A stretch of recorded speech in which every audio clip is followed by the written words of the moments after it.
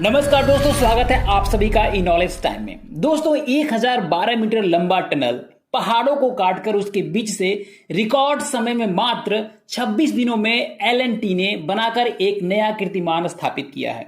यह टनल उत्तराखंड के शिवपुरी और व्यासी के बीच डिफिकल्ट जियोग्राफिकल कंडीशन में बनाया गया टनल है। यह टनल इंडियन रेलवेज के ambitious project Rishikesh Karnaprayag rail line का एक हिस्सा है।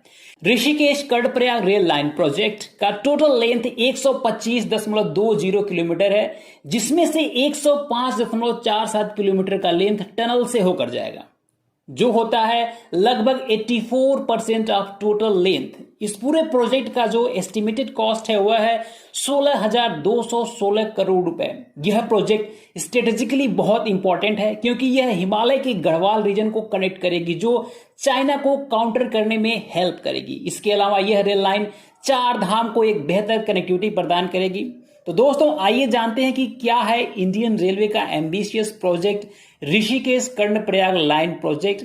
कंप्लीशन के बाद कौन कौन से रिकॉर्ड होल्ड करने वाला है यह प्रोजेक्ट, और क्या रहेगा इसका इंपॉर्टेंस, और मैप की मदद से समझने की कोशिश करेंगे इस पूरे प्रोजेक्ट को। उससे पहले आपको दिखाते हैं एक ट्वीट जिसमें उत्तराखंड के मुख्यमंत्री श्री पुष्कर सिंह धामी ने लिखा है कि प्रधानमंत्री श्री नरेंद्र मोदी जी के मार्गदर्शन में RVNL पैकेज 2 के तहत ऋषिकेश कर्णप्रयाग रेलवे लाइन का कार्य एल&टी की टीम ने कठिन भौगोलिक परिस्थितियों के बावजूद केवल 26 दिनों में शिवपुरी से व्यासी के मध्य 1012 मीटर NATM टनली को पूरा करने के एक नया कीर्तिमान स्थापित किया।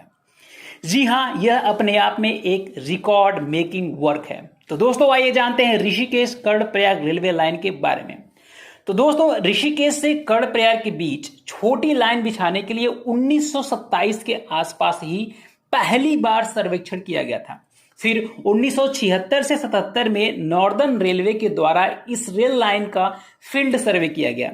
चूंकि यह पूरा क्षेत्र ऊंचे पर्वतों, गहरी खाइयां, घाटियों वाला क्षेत्र है, उबड़ खाबड़ जगह हर रीजन में देखने को मिलते हैं, इसलिए 1996 से 2000 के बीच इस पूरे क्षेत्र का सर्वेक्षण फिर से सैटेलाइट के माध्यम से किया गया और एक डिटेल सर्वेक्षण रिपोर्ट तैयार करके नॉर्दर्न रेलवे ने 2009 में इंडियन रेलवे को सौंपा, और सितंबर 2011 में इंडियन रेलवे ने रेल विकास निगम लिमिटेड को इस नई रेल लाइन के डिजाइन और कंस्ट्रक्शन के काम को सौंपा। और अब रेल निगम विकास लिमिटेड द्वारा इस 125.20 किलोमीटर रेल लाइन के कंस्ट्रक्शन का काम किया जा रहा है, जिसमें कई सारे कॉन्ट्रैक्टर हैं जैसे L&T, HCC, NEC, MEIL, max, HES, JVR। इस प्रोजेक्ट में कुल 17 टनल, 35 ब्रिजेस बनाए जाएंगी, जिसमें कुछ टनल और ब्रिजेस बनकर तैयार हो गई हैं।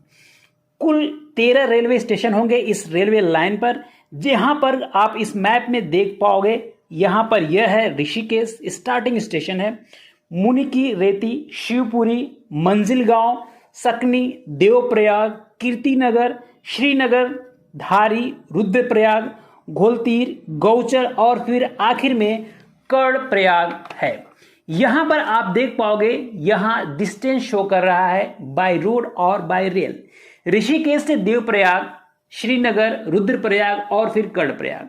तो ऋषिकेश से कर्णप्रयाग के बीच बाय रोड जो दूरी है वह 172 किलोमीटर पड़ती है, जबकि बाय रेल केवल 125 किलोमीटर ही रह जाएगी।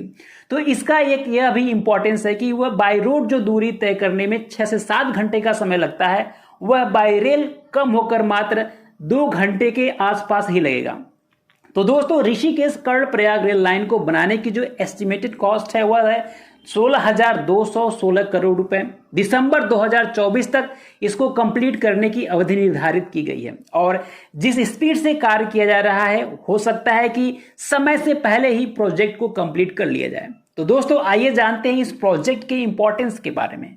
तो देखिए, वर्तमान में ऋषिकेश और कर्णप्रयाग को कनेक्ट करने के लिए केवल एक ही सड़क है, जो है NH58, जो गंगा और अलकनंदा नदी के समानांतर चलती है। यहां पर इस मैप में आप देख पाओगे, यह है ऋषिकेश और यह NH-58 जो गंगा नदी के किनारे से होकर जा रहा है, यहाँ देवप्रयाग में भागीरथी नदी का स्वरूप बदल जाता है। जो ऋषिकेश के तरफ जाती है वह गंगा नदी, और जो कर्णप्रयाग की तरफ जाती है वह बन जाती है अलकनंदा नदी। तो यहाँ से यहाँ तक यह हाईवे गंगा नदी के किनारे, और फिर यहाँ से यहाँ तक अलकनंदा नदी के समानांतर कर्णप्रयाग होते हुए आगे निकल जाता है। लेकिन दोस्तों यहाँ का क्षेत्र पर्वतीय है, मानसून के मौसम में भारी बारिश होती है, भूस्खलन होता है, जिसके कारण सड़कें बार बार क्षतिग्रस्त होती हैं, कभी कभी पूरी रूप से बंद हो जाती हैं, कई दिनों तक कनेक्टिविटी टूट जाती है, श्रद्धालुओं को असुविधा होती है। ऐसी स्थिति उत्तराखंड के कई क्षेत्रों में समय समय पर देखने को मिलती है। इससे स्थानीय व्यापार प्रभावित होता है, जिससे पहाड़ी क्षेत्रों में रहने वाले लोग पलायन करने पर मजबूर हो जाते हैं। आज के समय में भी अधिकांश पर्वतीय क्षेत्रों में रेल की सेवा उपलब्ध नहीं है, जिससे पर्वतीय क्षेत्रों में रह रहे लोग यात्रा के लिए केवल सड़क पर ही निर्भर हैं। तो इन्हीं सब समस्याओं से निजात पाने के लिए ऐसे रेल प्रोजेक्ट की अति आवश्यकता है। तो देखिए, ऋषिकेश कर्णप्रयाग रेल लाइन का जो मेन मोटो है वह है पिछड़े क्षेत्रों का विकास करना। चार धाम जो है यमुनेत्री, गंगोत्री, केदारनाथ तथा बद्रीनाथ धाम को कनेक्टिविटी प्रदान करना, वहां के निवासियों को सस्ती व कम समय की यातायात की सुविधा प्रदान करना, भूस्खलन से हाईवे ब्लॉक होने पर एक वैकल्पिक रूट का उपलब्ध होना, सेना व अन्य पैरामिलिट्री को आसानी से चाइना बॉर्डर तक रीच होना, एवं अन्य कई सारे सामाजिक एवं सामरिक गतिविधियों के लिहाज से यह एक महत्वपूर्ण रेल लाइन प्रोजेक्ट है। तो दोस्तों आज के लिए इस वीडियो में इतना ही। Thanks for watching and please do subscribe this channel for more informative videos. मिलते हैं एक नए ज्ञानवर्धक वीडियो में, तब तक के लिए नमस्कार।